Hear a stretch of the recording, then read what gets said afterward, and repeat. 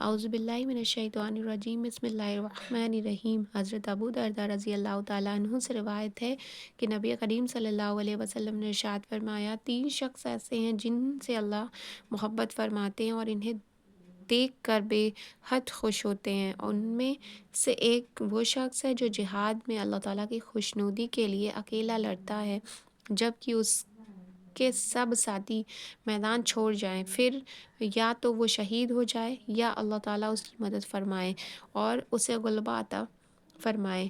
اللہ تعالیٰ فرشتوں سے فرماتے ہیں کہ میرے اس بندے کو دیکھ کر میری خوشنودی کی خاطر کس طرح میدان میں جمع رہا۔ دوسرا وہ شخص جس کے پہلو میں خوبصورت بیوی ہو اور بہترین نرم بستر موجود ہو اور پھر ان سب کو چھوڑ کر تہجد میں مشغول ہو جائے۔ اللہ تعالیٰ فرماتے ہیں کہ دیکھو، اپنی چاہتوں کو چھوڑ رہا ہے اور مجھے یاد کر رہا ہے۔ اگر چاہتا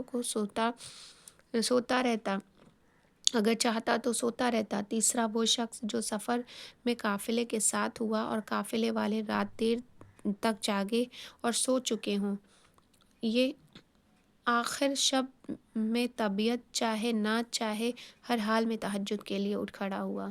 سبحان اللہ۔